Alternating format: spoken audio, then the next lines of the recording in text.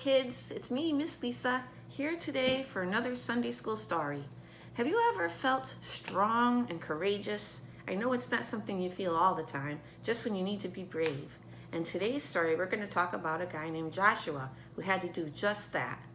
See, in this story, it was 40 years after Moses had led his people out of Egypt, and God had chose a man named Joshua to lead them into an amazing place called Canaan, where they would live. But it wasn't their home yet. Not really. See, people lived there already in a big city called Jericho that was surrounded by tall walls.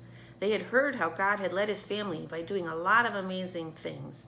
And if God wanted them to take over their city, he would do something remarkable to get them there. So they were ready for an epic fight. In the past, that had really scared God's family. But here's the thing. God knew Jericho looked scary for his family. So when it was time to go, he reminded Joshua that he was in control. He told Joshua to be strong and courageous. Do not be afraid, for the Lord your God will be with you wherever you go. Joshua might have been afraid, but he chose to be strong and courageous. For a while, God's family camped outside Jericho's walls, waiting to go in and wondering how to get through. Then one night, Joshua looked up, and there was a man standing in front of him carrying a large sword. But Joshua didn't recognize him. So he said to him, "Are you on our side or the enemy's side?"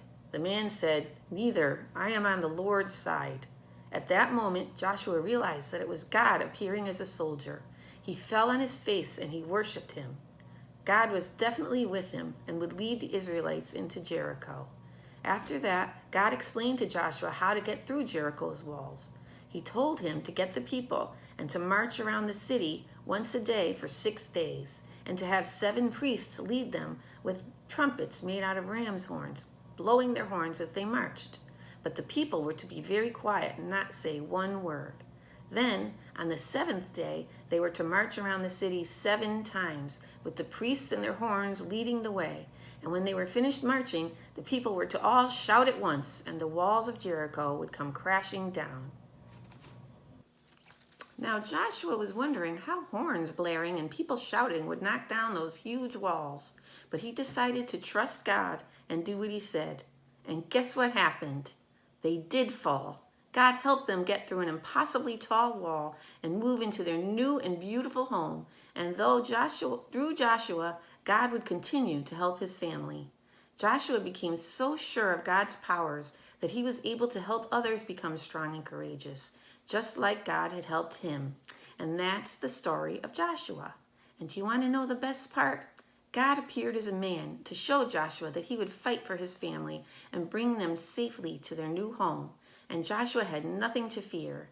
And later, Jesus came to earth as a man to fight for us by taking our punishment for sin, so that one day we can live with him in a perfect new home. Which means we have nothing to fear. And like Joshua, we can be strong and courageous too. I hope you liked today's story, and if you want to, you can build a giant wall yourself out of blocks or Legos or whatever you have, and then you can take your horn and blare your horn, doo doo doo, and then you can knock down those walls, just like God helped knock down the walls of Jericho. Well, that's it for today. I'll see you guys again soon, and have fun building those walls.